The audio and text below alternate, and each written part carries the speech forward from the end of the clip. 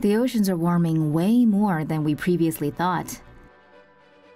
The world's oceans have absorbed considerably more heat than previously estimated, suggesting the Earth is more sensitive to greenhouse gas emissions than previously thought. A new study published in the journal Nature found that oceans may be absorbing up to 60% more heat since the 1990s than earlier estimates calculated. According to Scientific American, researchers calculated seas have absorbed around 13 zettajoules of heat energy every year between 1991 and 2016. Rather than relying on direct ocean measurements, the researchers looked at the amount of oxygen and carbon dioxide in the atmosphere since 1991. As oceans warm up, their ability to absorb oxygen and carbon dioxide decreases, thus more of those gases remain in the air. By measuring the changes in atmospheric oxygen and carbon dioxide levels, while also controlling for other factors such as human greenhouse gas emissions, the team was able to estimate how much heat the oceans have absorbed over the past few decades. According to CNN, warmer oceans could potentially lead to sea levels rising faster than forecasted, dying off of coral reefs, increasingly powerful storms, faster rates of melting sea ice, and ocean currents being affected. Love the environment? Keep watching. World's first floating dairy farm set to open. Looks like it may be time for traditional farming to move over. The world's first fully functional floating dairy farm is set to begin operations in the Netherlands. According to Business Insider, the 3-level 89 by 89-foot complex will be floating in the water in Rotterdam. The bottom level of the facility will house the processing and packaging machinery, with the cows and milking robots on the second level, while the third floor will grow clover and grass for the cows to eat. The floating dairy will have 40 cows and can produce around 211 gallons of milk daily. According to Mick van Wingerden, co-leader of the project, who talked with Business Insider, the farm will try to recycle as much as possible. Cows will be fed leftover food waste from the city. The cow's manure will be processed and sold as fertilizer. She also said the floating farm can be made to be hurricane-resistant. Van Wingerden said talks are underway with another Dutch city for a second farm. She said the company is also interested in opening farms in Singapore and China. There's methane gas leaking from an Alaskan lake.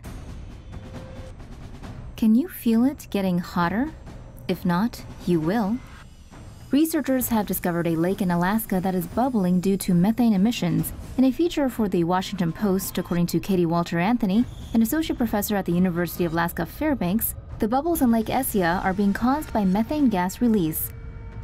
Due to increasing temperatures from global warming, ground that used to be permafrost in the Arctic is now thawing and releasing trapped greenhouse gases into the air, thereby accelerating climate change.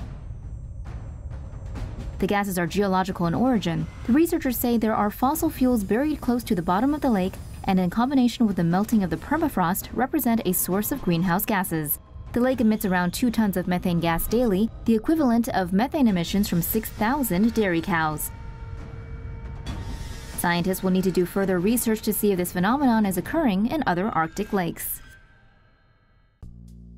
Is it really the final straw for plastic? Take that straw out of your mouth. Cities are increasingly cracking down on single-use plastic straws. Americans use about 500 million straws a day, which works out to 1.5 straws a citizen every 24 hours. In the UK, 8.5 billion plastic straws are used each year. Straws are difficult to recycle and usually end up in landfills or being incinerated, but they are increasingly clogging up waterways and oceans as well. Cities worldwide are increasingly discouraging the use of straws, with some even outright banning them. Others have vowed to phase out plastics over the next decades. Plastic straw alternatives have also started to gain in popularity. They are made from materials like bamboo, metal, glass, paper, potato, or corn paste.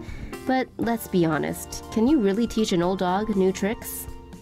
China doesn't want the UK's recycled plastic anymore. Rich countries are now scrambling to find other places to dump their garbage after China's recent plastics ban. China imported 7.3 million tons of plastic waste in 2017 from the US, the EU, the UK, and Japan. But starting this year, it's banning 24 categories of recyclables and solid waste.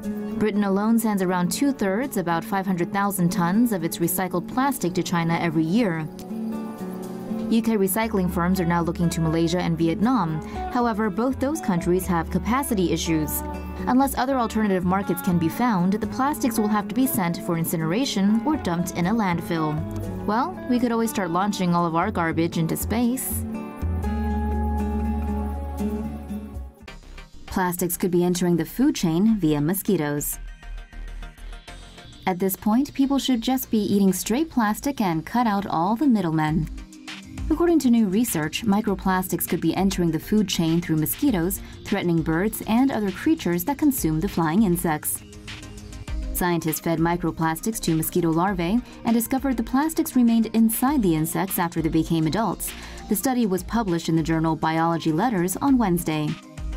Researchers from the University of Reading used Culex pipiens mosquitoes because of their prevalence around many global habitats. The team found the larvae consumed fluorescent microplastic particles that were 0.002 centimeters in size. According to The Guardian, as the larvae matured into the pupa stage and then into adult mosquitoes, many of the particles were transferred as well. This means that creatures that eat the mosquitoes, such as birds, bats, and spiders, are also ingesting the plastics. The lead author of the study, Amanda Callahan, a biological scientist at Reading, told the AFP although the research was carried out in a lab, it was highly possible this process was also occurring in the wild. Well, that's a relief. Sewage plants leaking plastic beads into British seas. Here's some good news for a change. Looks like we've discovered a new source of ocean plastic pollution. According to a new report, sewage plants could be leaking millions of tiny plastic beads used for wastewater treatment into British seas. 55 treatment facilities across the UK use the 3.5mm wide bio-bead plastic pellets to filter chemical and organic contaminants out of sewage. Bio-beads are used in the last step before treated effluent water is discharged back into rivers or the sea. Currently, no mechanism is in place to stop the beads in the event of a spill.